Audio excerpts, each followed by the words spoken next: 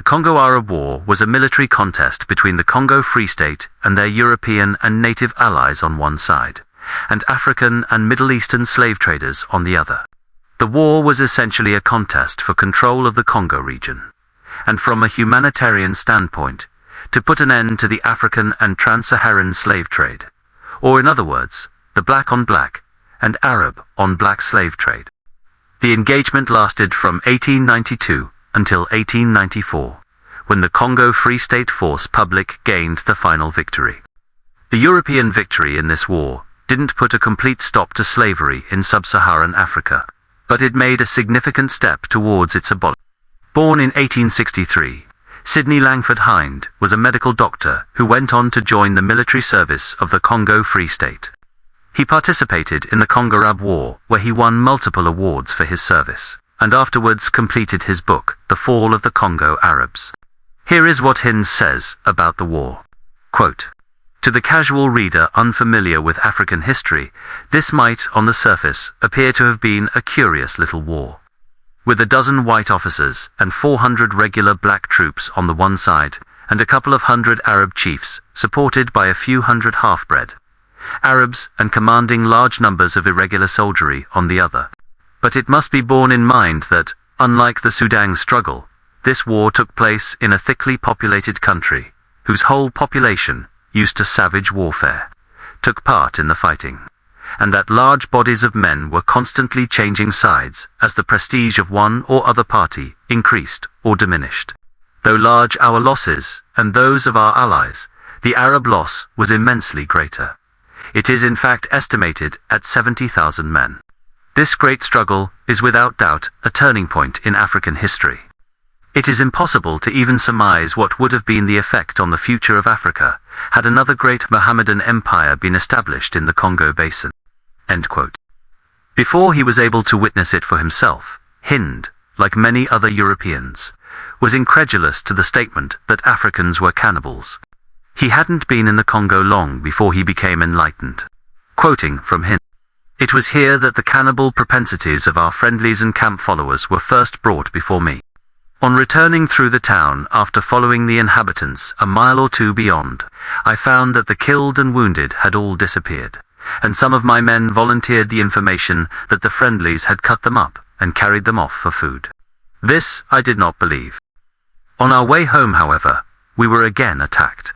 The friendlies, who were dancing along in front, promptly broke and fled, leaving amongst the other loot scattered about the road several human arms, legs, and heads, which the men whose information I had doubted took care to point out to me as proof that they had not lied." End quote. One of the many difficulties of being in cannibal territory, aside from being cooked and eaten, was that Hind and company couldn't buy meat at native markets, never knowing or being told whether or not it was human. Quoting again here, from Hind, on how all natives with filed teeth were cannibals, but not all cannibals had filed teeth. All the Balubas, both men and women, have their teeth filed and pointed. But though this is often considered a habit peculiar to cannibal races, I have noticed that it is by no means an invariable custom amongst them, and that many inveterate cannibal tribes do not make it a practice." End quote. Hind here talks about the increase, decrease, frequency, etc., of cannibalism in the Congo.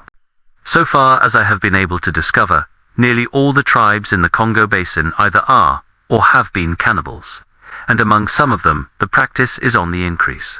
Races who until lately do not seem to have been cannibals, though situated in a country surrounded by cannibal races, have, from increased intercourse with their neighbors, learned to eat human flesh. For since the entry of Europeans into the country, greater facilities for traveling and greater safety for travelers have come about. Formerly, the people who wandered from their own neighborhood among the surrounding tribes were killed and eaten, and so did not return among their people to enlighten them by showing that human flesh was useful as an article of food." End quote. One of the major cannibal tribes were the Bang. Hind tells of his up-close and personal experience with their cannibalism while on a steamer, and the extremely brutal way they prepare other natives, oftentimes slaves, to be cooked and eaten. Quote, "They are cannibals, and are constantly giving trouble in this respect. When I was returning from Stanley Falls on my homeward journey, over 2 years afterwards, 6 of the crew were in irons on board the ship, whom the captain delivered up to justice at Bangala, for having eaten 2 of their number during the voyage up to the falls. I was not at the trial, but the captain told me that 2 of the crew had fallen ill on the upward voyage, and had been given a day or 2 of rest. On the next ration day these 2 were missing, and upon making inquiries the captain was informed that they had died in the night, and had been buried on shore. This, however, did not satisfy him, and having his own suspicions, he searched the ship and discovered parts of the men smoke-dried and hidden, away in the lockers of the 6 Bangala, whom he was then handing over to the authorities. Leopoldville, as the chief port of the Upper Congo, has large numbers of these Bangala constantly coming and going, and has, as a consequence, to keep a guard on the cemetery, several cases of body snatching having been proved against them. This practice became at one time so inveterate that capital punishment had to be resorted to as the only means of putting it down. The Bangala have themselves told me when, on shooting parties, I remonstrated with them for only breaking the wings and legs of the wounded game instead of killing it outright, that it was better to let the bird linger, as it made the flesh more tender. This led to conversation, in which they explained that, when at home and about to prepare a feast, the prisoner or slave who was to form the piece de resistance had always his arms and legs broken 3 days beforehand, and was then placed in a stream or pool of water, chin-deep, with his head tied to a stick to prevent him committing suicide, or perhaps falling asleep and thus getting drowned. On the 3rd day he was taken out and killed, the meat then being very tender." End quote. Hind next explains that there was a literal slave meat trade, or market. Quote, "A regular human traffic was being carried on. The people on the upper river, the Basango, themselves cannibals, being in the habit of selling slaves and children lower down the river to the Basango Meno for food. Soon after, the station of Equator was established. The residents discovered that a wholesale human traffic was being carried on by the natives of the district between this station and Lake Mumba.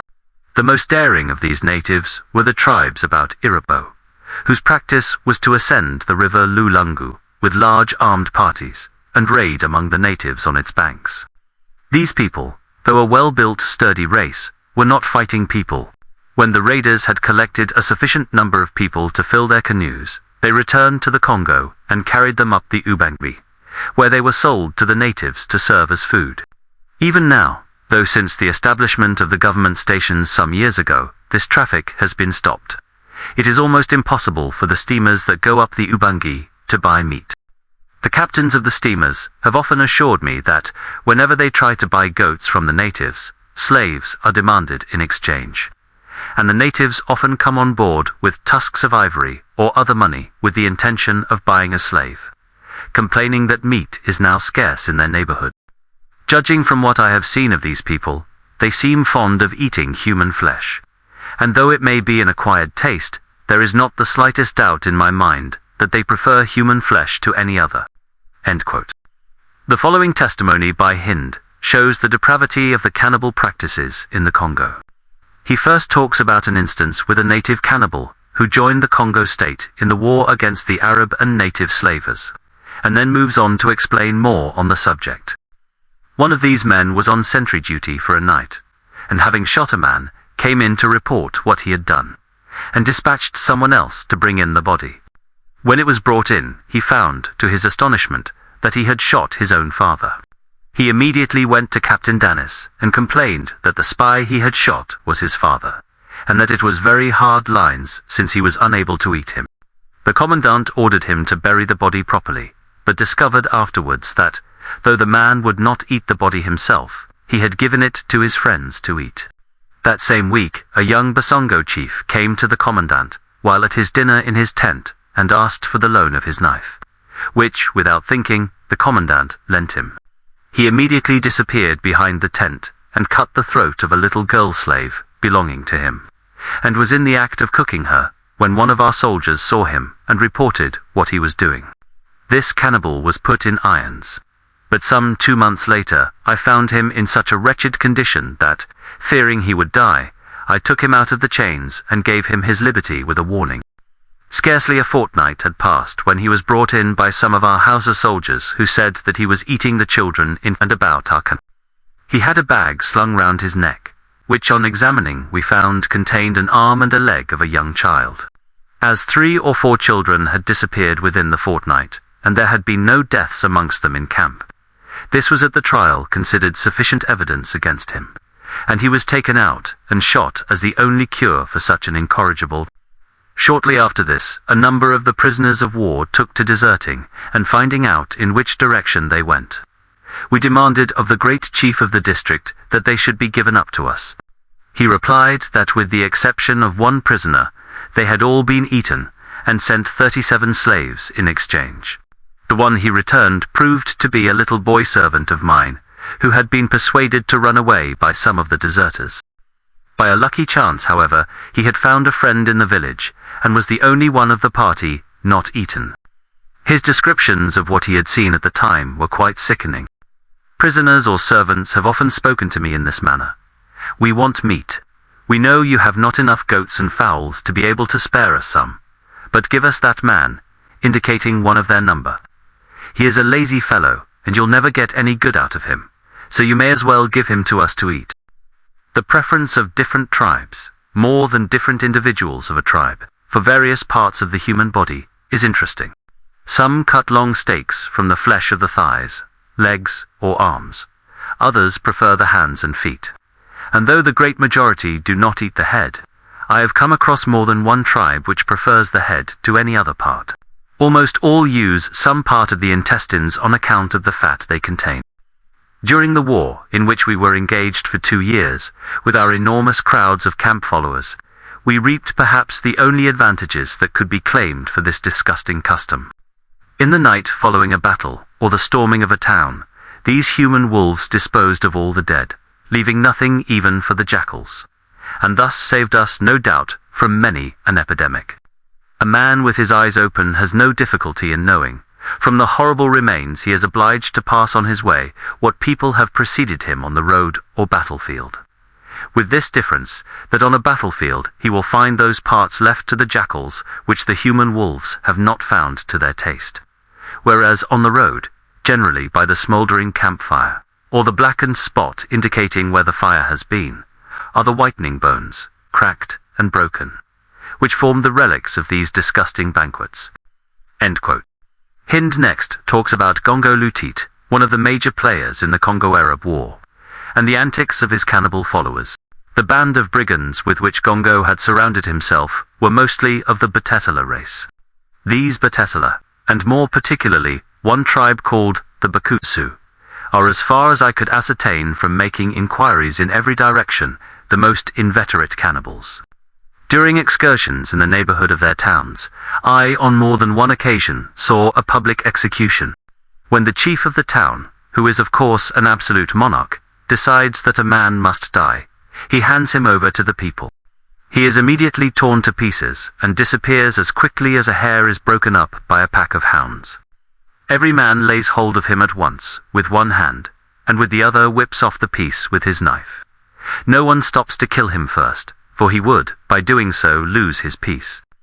More than once, after a drumhead court-martial, when a spy or deserter was shot, the onlookers have said to us, "Why do you bury him? It's no use.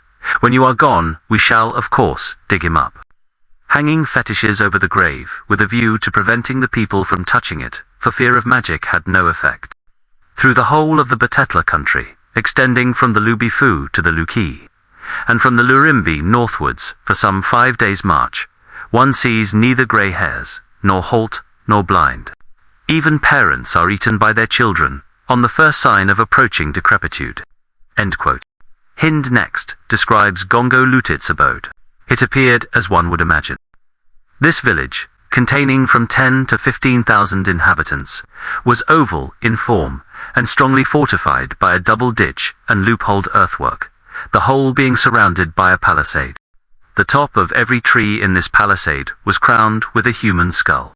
6 gateways defended the village, and after passing through each gate, it was necessary to traverse a tunnel some 30 yards long, made out of piles of large timber and loopholed throughout its whole length.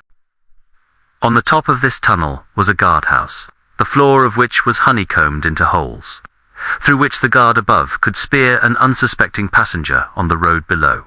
The approach to each of these 6 gates was ornamented by a pavement of human skulls, the bregma being the only part that showed above the ground. This pavement was of a snowy whiteness, and polished to the smoothness of ivory by the daily passage of hundreds of naked feet. I counted more than 2,000 skulls in the pavement of one of the gates alone." End quote. During a lull in the war, Hind went on a few excursions, and here describes the death and devastation. "During this time, I made several excursions through the country in search of game, and also as a means of getting to know the district. What struck me most in these expeditions was the number of partially cut-up bodies I found in every direction for miles around. Some of them were minus the hands and feet, and some with stakes cut from the thighs or elsewhere. Others had the entrails or the head removed according to the taste of the individual savage, though, as I afterwards discovered, this taste is more tribal than individual. Neither old nor young, women or children, are exempt from the possibility of serving as food for their conquerors or neighbors." End quote. The cannibals made no distinction between dead or alive, or friendly and friendly. They ate whoever they could, who their heart desired. When recrossing the battlefield, the only signs left were blood-stained spots here and there, marking the place where the victims of the fight had been cut up to furnish a banquet in the evening to the victorious survivors. Our disgust may be better imagined than expressed, for we found that the camp followers and friendlies made no difference in this respect between the killed and wounded, on their own side or the enemy's. One of Gongoluti's wives was killed during the progress of the battle, and was cut up and eaten by his own men, on whom, however, he took summary vengeance the day following by handing them over to form a repast for their comrades." End quote. As the war progressed, the human meat was in such abundance that one native even ate himself to death. Hind goes on. "On the following day, the whole force was sent out with instructions to bury the dead, or rather to throw them into the river, it being impossible to deal otherwise with them. Matters were, however, simplified for us, since only a few hundred heads were to be found, all the bodies having been carried off for food. For 3 days we saw nothing of Lutit, and I learned afterwards when talking over affairs with him, that during this time he had not left his own quarters. The sights in his camp were so appalling that even he did not care to put himself in the way of seeing them unnecessarily. He told us that every one of the cannibals who accompanied him had at least one body to eat. All the meat was cooked and spelt-dried, and formed provisions for the whole of his force, and for all the camp followers for many days afterwards. A volunteer drummer who had been with us for some time disappeared, and we imagined had been killed. A day or 2 afterwards, he was discovered dead in a hut by the side of a half-consumed corpse. He had apparently overeaten himself, and had died in consequence." End quote. This video will close with one final quote from Hind, showing that native Africans weren't the only ones on the menu. This occurred in a town called Riga. It was here that Miserere and the other Beluchis, established as Arab chiefs, had flogged noblesse and Michels to death, afterwards cutting them up and dividing them among their slaves for food. These were the only 2 officers of Hodista's ill-fated expedition who were unfortunate enough to fall into the hands of the Arabs alive. End quote. Thanks for watching.